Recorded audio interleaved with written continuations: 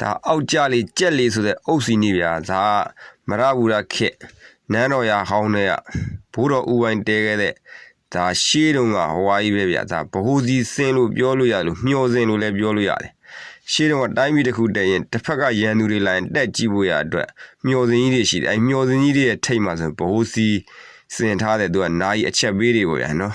ဒါမျောစင်အဟောင်းကြီးသို့မဟုတ်ဗဟိုစီစင်အဟောင်းကြီးပေါ့ဗျာအခုပဲတက်အတွင်းမှာတော့ဒါဟိုဟာတွေဘန်နာတော်ထားတဲ့တိုက်ကြီးဗျာအဲ့ဒါတော့တက်ထဲမှာရှိလို့ဝင်ကြည့်လို့မရဘူးခက်ကလည်းမကောင်းတော့သွားပြီးမေးလို့လည်းမရဘူးဗျာနော်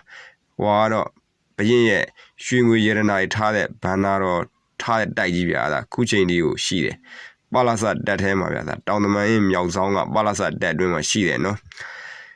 ဒီဘိုးစီစင်ကြီးကတော့တော်ရှိကြရတာနှစ်200နီးပါးလောက်ရှိနေဒီလေကားကနေတက်လို့ရှိရင်အပေါ်ရောက်တယ်သူကအဆင့်3ဆင့်ရှိတယ်ဗျာနော်ဒါဒီတစ်ဆင့်ကနေတက်လိုက်လို့ရှိရင်ဒါပထမတက်ကိုရောက်ပြီပထမတက်ကိုရောက်ပြီပထမတက်ကနေဒီရတဲ့ရှေးတုန်းကတော့ဒါပြင်များတွေခင်းမဲ့နေရတယ်ဗျာနော်ဗမာလူမျိုးတွေကအခု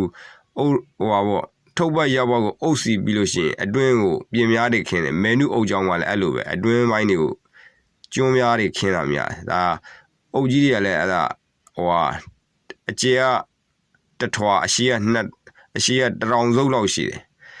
ဒါဟိုဟာအခန်း5ခန်းရှိတယ်ဗျာနော်အတွင်းထဲမှာဆိုရင်အောက်ခြေတွေကရှူးထားတယ်တကယ်ဒါ3တက်ရှိတယ်အဲ့အပေါ်ဆုံးထက်ကနေဟိုအထက်ဆိုရင်ဒါမျောစင်ကြီးကအုပ်နဲ့လှုပ်ခဲ့သလားဒါမှမဟုတ်တစ်သားတွေတိုင်နေနဲ့ပဲအထက်ကိုအမြင့်ဆုံးလှုပ်ခဲ့လာတော့မသိဘူးဒါဘီသူကဒီဇိုင်းကတော့တော်တော်မိုက်တယ်ဗျာနော်ဒါရှီလူကြီးတွေဟာဒါဘေးလိုက်ကြည့်နောက်ကျောကကြတော့သူဘာမှမရှိဘူးဗျာဟိုအဆင့်နဲ့မသွားဘူးနောက်ထဲကတော့တဲ့တဲ့ကြီးဟိုဟာဖျားပလင်နေလို့ပဲဗျာနော်တရားသနာပလင်လို့ပဲဒါဟိုအပေါ်ဆုံးကတော့အရှိကြီးစောက်ခဲ့မှာပဲဗျာ